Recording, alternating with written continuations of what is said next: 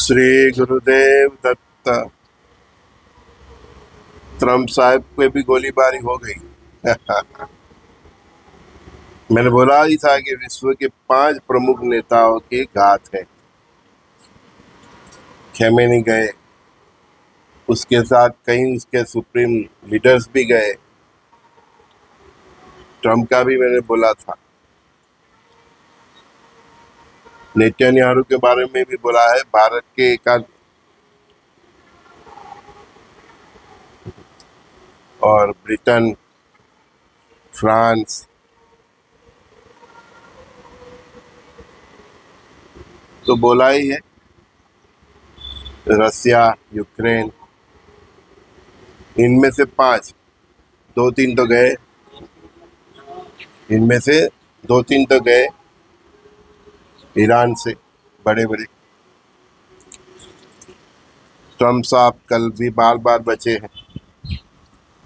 आगे देखो क्या होता है।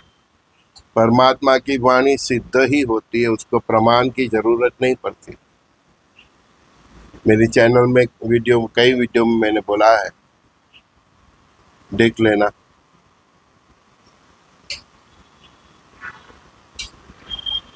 सेम सिनेरियो महाभारत के युद्ध की तरह है। एक दूसरे के सुप्रीम नेताओं, लड़वैयाओं, महारथियों को खत्म करने का सबने प्रण ले लिया। और ये जब तक ईसा मूसा की जंग खत्म नहीं होगी तब तक ये चलता ही रहेगा।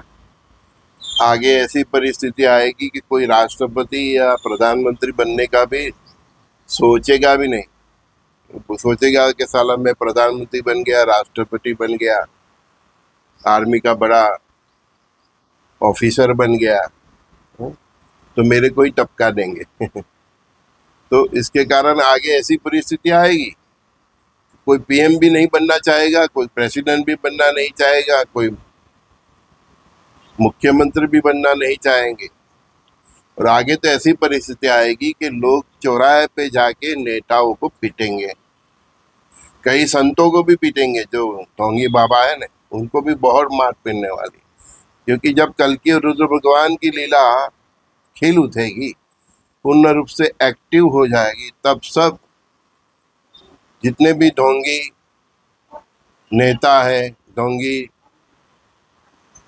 गुरु है, ढोंगी आचार्य है, शिक्षक है ना, अभिनेता है, चाहे राष्ट्र के हो चाहे कहीं पे भी हो, जहाँ जो भी बड़ी बड़ी सेलिब्रिटी है, वो सब का पिक्चर खुला हो जाएगा। कहीं को तो पब्लिक की मार पड़ेगी और कहीं को ऐसे ही टपका दिया जाएगा। जनता जब अपने आप पे आ जाती है ना, तब वो किसी को छोड़ते नहीं। ये विश्व के सभी नेताओं को, धर्मगुरुओं को, सबको ये सोचना चाहिए कि जो भी है वो सुप्रीम जनता ही है। जनता है तो आप राजा है, जनता है तो आप धर्मगुरु है, जनता है तो आप गुरु है, शिक्षक है। जो भी है जनता ही है। और हर हर घट गतवासी स्वयं प्रकाशी, तो जनता के हर हृदय में परमपिता परमात्मा का वास है। आप उसके साथ खेल नहीं कर सकते। खेल करोगे तो आगे जो आने वाला ये समय है, 26 से 32 तक का जो समय है, उसमें बहुत मार पड़ने वाली है। अमेरिका इस युद्ध में से बाहर निकलने का रास्ता ढूंढ रहा है, नहीं मिल रहा है, इसलिए सीज फायर बातचीत, ये सब बातचीत तो कुछ हो नहीं रही है। ईरानी नेता, प्रेसिडेंट, ये सब इनको मिलना भी नहीं चाहता, मुंह भी देखने नहीं चाहते, तो बातचीत क्या होने वाली है? बस दुनिया को भ्रमित कर रहे हैं और इसमें से एग्जिट होने का रास्ता ढूंढ रहे हैं, या कोई ऐसा रास्ता ढूंढ रहे हैं जिससे ईरान को खत्म कर दिया जाए। लेकिन ईरान सबसे पुरानी सभ्यता है, सभ्यताओं को इतनी आसानी से आप खत्म नहीं कर सकते। तो मिडल ईस्ट का जो माहौल है उसे ईसा मूसा की जंग में तब्दील होते आप देखिए। यही साल देखेंगे, बहुत लंबा नहीं चलने वाला।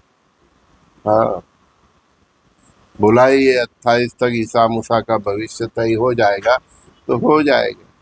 आप सब देखेंगे, सुनेंगे, पढ़ेंगे। ये सभी प्रोसेस में आप कहाँ है वो देख लीजिए। विश्व का कोई बड़े से बड़ा नेता हो, मतलब बड़े से बड़ा व्यक्ति हो या छोटे से छोटा व्यक्ति हो, सबके पास अभी प्लान भी होना चाहिए।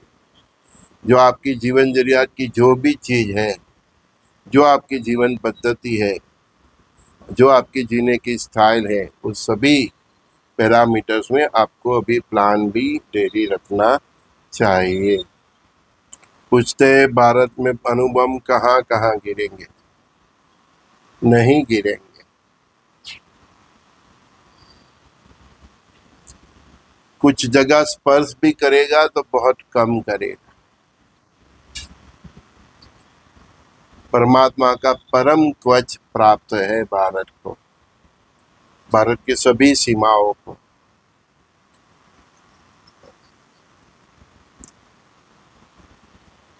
गिराया तो भी बम आके निष्क्रिय हो जाएगा, उसकी चिंता छोड़ो। लेकिन जो आपके शहरों पे जो दूसरे बम गिरने वाले हैं, उससे जो नुकसान होने वाला है, सिविल वॉर से जो होना है, तो शहर के बाहर एक गांव में अपना आशियाना जरूर रखिए।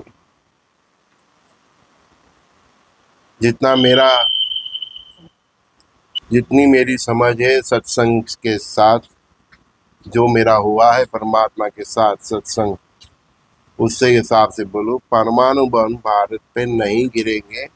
गिराएंगे तो वे निष्क्रिय हो जाएंगे। कल की रुद्र भगवान किसी को फूटने ही नहीं देंगे।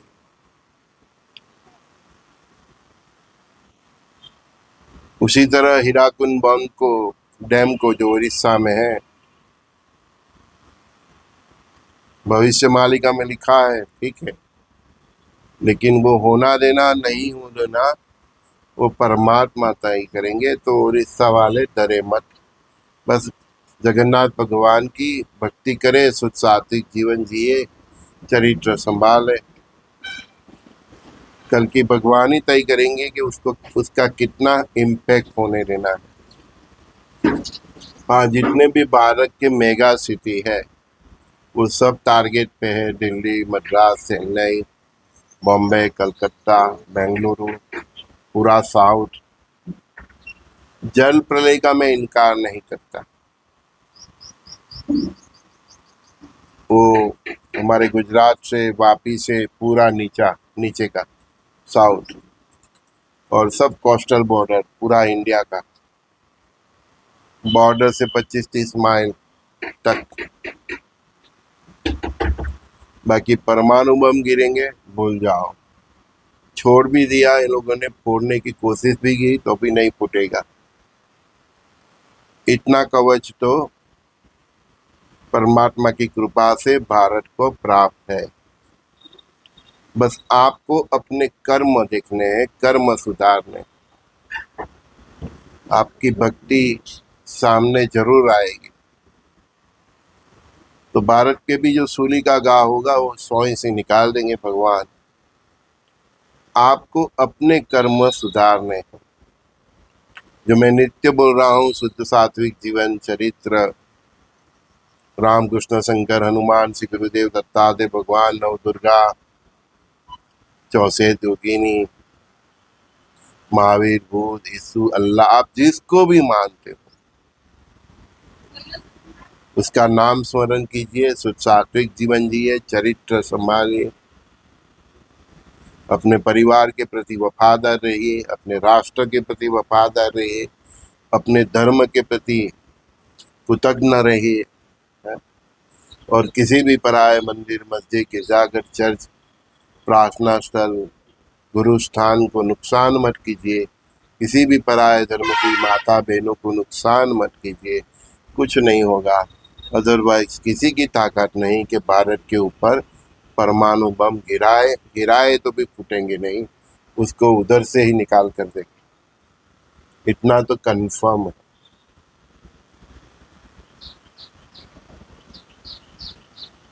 सीक्रेट बात है, फिर भी थोड़ा तुमको बताया। अभी ज़्यादा डिटेल में मत पूछना। जितना परमात्मा के साथ सत्संग है,